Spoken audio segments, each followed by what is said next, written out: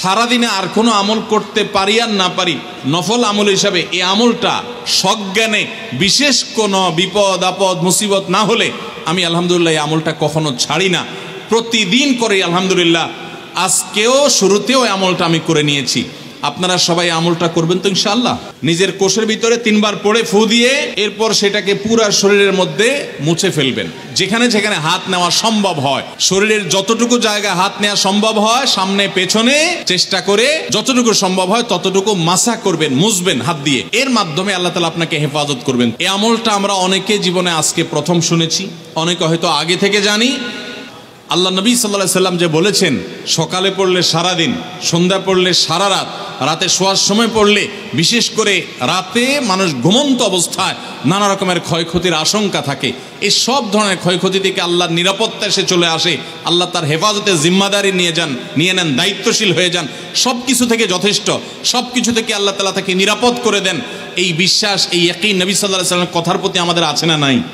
কোরআনে কারীমের এই শেষের 3টা সূরা এমন 3টা সূরা যে আমাদের প্রিয় নবী সাল্লাল্লাহু আলাইহি সাল্লাম সারা দিনে সবচাইতে বেশি সংখ্যক বার যেই সূরাগুলোকে ওয়াজিফা হিসাবে, আমল হিসাবে পড়ার নির্দেশ দিয়েছেন কোরআনে কারীমের, সেই সূরাগুলো হলো এই 3টা সূরা।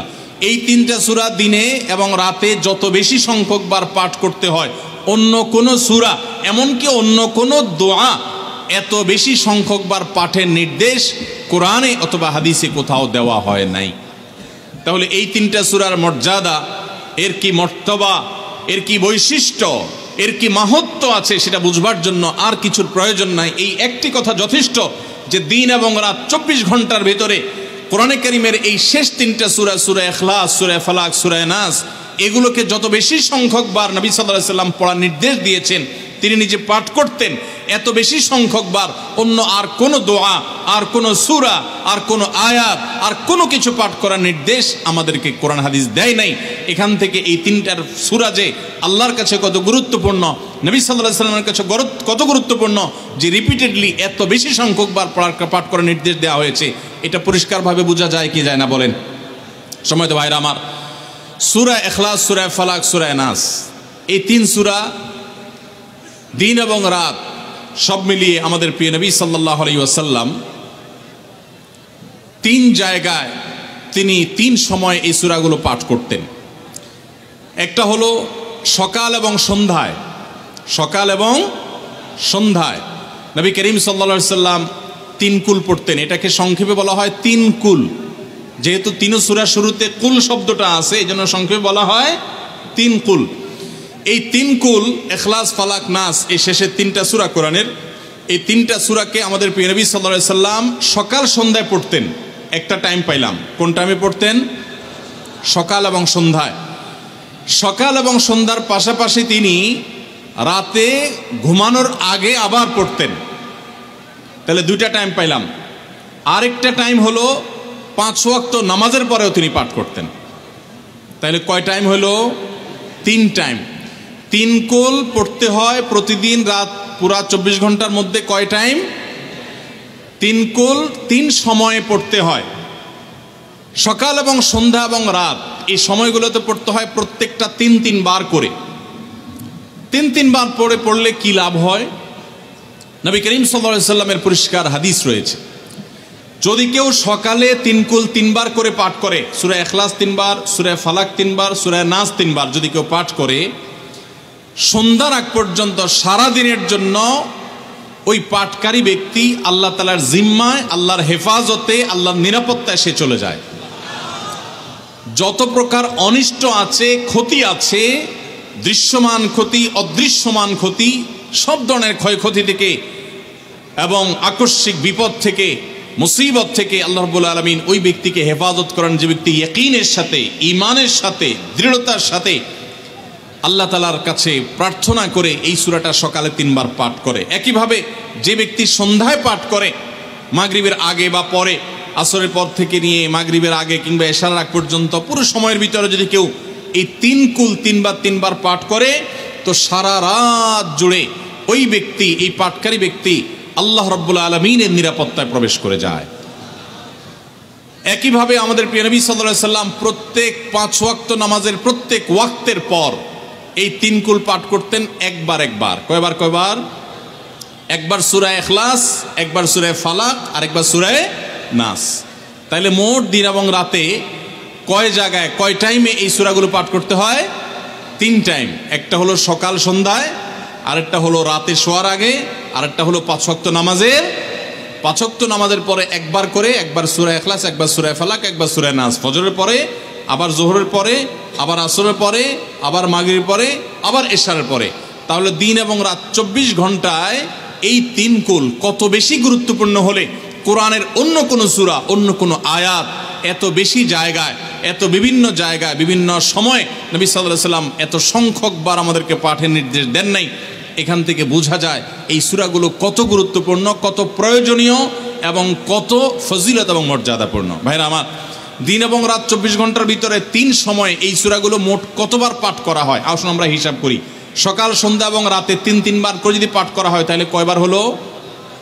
9 বার করে। সকালে 3 বার, সন্ধ্যায় 3 বার, রাতে 3 বার, তাহলে মোট কয়বার হলো? 9 বার। আর 5 ওয়াক্ত নামাজের পরে 5 বার, কয়বার হলো? 9 আর 5 কত? 14। সূরা ইখলাস দিনে কয়বার পড়তে হয়? কমপক্ষে 14 বার পাঠ করা সুন্নাহ। সূরা ফালাক দিনে 14 বার পাঠ করা সুন্নাহ। সূরা নাস দিনে 14 বার পাঠ করা, এটা সুন্নাত নবী সাল্লাল্লাহু আলাইহি সাল্লামের। এই আমলটা আমরা অনেকে জীবনে আজকে প্রথম শুনেছি, অনেকে হয়তো আগে থেকে জানি। আমি এই ফজিলত এবং মর্যাদার কথা যে বললাম, আল্লাহ নবী সাল্লাল্লাহু আলাইহি সাল্লাম যে বলেছেন সকালে পড়লে সারা দিন, সন্ধ্যা পড়লে সারা রাত, রাতে শোয়ার সময় পড়লে, বিশেষ করে রাতে মানুষ ঘুমন্ত অবস্থায় নানা রকমের ক্ষয়ক্ষতির আশঙ্কা থাকে। এই সব ধরনের ক্ষয়ক্ষতি থেকে আল্লাহর নিরাপত্তা এসে চলে আসে। আল্লাহ তার হেফাজতে জিম্মাদারি নিয়ে নেন, দায়িত্বশীল হয়ে যান। সব কিছু থেকে যথেষ্ট, সব কিছু থেকে আল্লাহ তাআলা তাকে নিরাপদ করে দেন। এই বিশ্বাস, এই ইয়াকিন নবী সাল্লাল্লাহু আলাইহি সাল্লামের কথার প্রতি আমাদের আছে না নাই? তাহলে এই সূরাগুলো আমরা আজ থেকে আমল করব তো ইনশাআল্লাহ।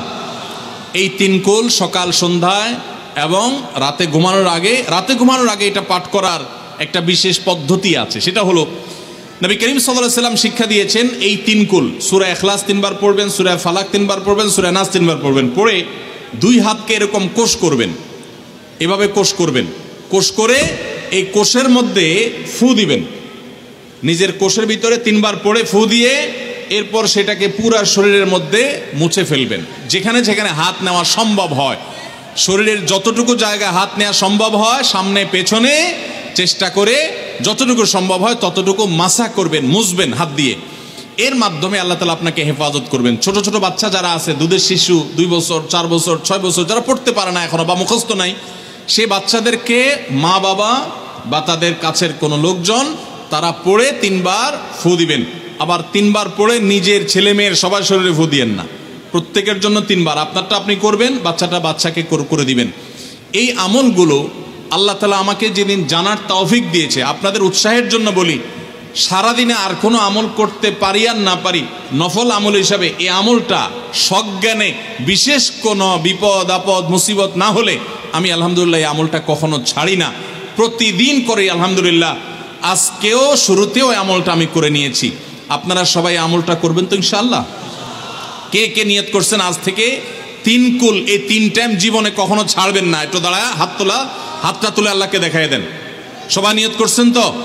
আল্লাহ আমাদের সবার হাতগুলোকে কবুল আর মঞ্জুর করে নিন। আল্লাহ তাআলা আমাদের সকল ক্ষয়ক্ষতি থেকে হেফাজতের জন্য আল্লাহ একাই যথেষ্ট হয়ে যান। ভাইরা আমার, তাহলে 3 কুলের আমলটা করবো তো ইনশাআল্লাহ? 3 কুল সম্পর্কে আরো অনেক কথা বলার আছে। এই 3 কুলের ফজিলত এবং মর্যাদা নিয়ে আরো বহু কথা শোনাবার আছে, কিন্তু আমি শুধুমাত্র এটুকু যথেষ্ট মনে করি আমলের জন্য। আমরা এটাকে আমল করব। আমাদের সারা দিনে সারা রাতে কত রকমের বিপদ আপদের ভয় থাকে, আশঙ্কা থাকে। আপনি যদি কোনো এলাকার কোনো প্রভাবশালী ব্যক্তির সাথে আপনার পরিচয় থাকে, আর ওই ব্যক্তি যদি বলে তোমার কোনো সুবিধা অসুবিধা যেন না হয়, এই এলাকায় প্রবেশ করলে আমাকে একটা SMS করে রাখবা। ওই এলাকার থানা পর্যায়ে হলো ওসি সাহেব, জেলা পর্যায়ে হলো SP সাহেব, DC সাহেবের সাথে আপনার খুব হট লিঙ্ক, খুব ভালো সম্পর্ক, তিনি আপনাকে ভালো জানেন। আপনাকে বলে দিয়েছে তুমি সেখানে গেলে তুমি আমাকে শুধু SMS করবা। আপনি SMS করেছেন, তিনি রিপ্লাইতে বলেছেন ঠিক আছে তুমি এলাকায় ঢুকছো, আমি দেখতেছি, অসুবিধা নেই। ওই এলাকায় আপনাকে কেউ ডিস্টার্ব করলে, কেউ আপনার ক্ষতি করতে চাইলে, কোনো অসুবিধা করতে চাইলে আপনার কোনো ভয় হবে? কারণ প্রশাসনের ব্যক্তিরা আপনাকে অভয় দিয়েছেন, তারা আপনার সাথে আছেন, তদারকি করছেন, আপনি নির্ভয় ফিল করবেন। প্রশাসনের ভাইদের হাতে সব কিছু নাই, সব কিছু আছে। তারা চাইলে সব ক্ষতি থেকে আপনাকে বাঁচাতে পারবেন না। হ্যাঁ, তারা চেষ্টা করবেন, এটা ঠিক। এইটুকুর কারণে যদি আপনার এত আস্থা তৈরি হয়, তো আরশে আজিমের মালিক স্বয়ং আহকামুল হাকিমিন আল্লাহ রাব্বুল আলামিন, যার হাতে মানুষের জীবন, যার হাতে মানুষের মৃত্যু, যার হাতে মানুষের সকল লাভ, সকল ক্ষতি, সকল কল্যাণ, সকল অকল্যাণ, সেই আরশের মালিক বলছেন, তুমি সকাল এবং সন্ধ্যা, রাতে শোয়ার সময় এই 3 কুলের আমল যদি তুমি করো, তো আল্লাহ রাব্বুল আলামিন স্বয়ং তোমার সব কিছু থেকে তোমার জন্য যথেষ্ট হয়ে যাবে। তোমার আর কোনো কিছুর প্রয়োজন হবে না। আল্লাহর কথার প্রতি যদি ইয়াকিন থাকে, নবী সাল্লাল্লাহু আলাইহি ওয়াসাল্লামের হাদিসের প্রতি যে বিশ্বাস থাকে যদি, তাহলে ইনশাআল্লাহ আজ থেকে আমরা কেউ, আমার পর্দা আলের মা বোনরা যারা শুনছেন, আমরা যারা শুনছি, আমরা কেউ এই আমলটা ছাড়বো না ইনশাআল্লাহ। সবাই আমল করবো তো ইনশাআল্লাহ।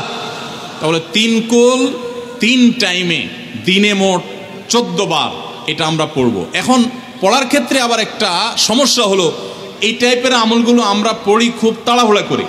যেমন সুবহানাল্লাহ 33 বার, আলহামদুলিল্লাহ 33 বার, 5 ওয়াক্ত নামাজের পরে আল্লাহু আকবার আছে না নাই?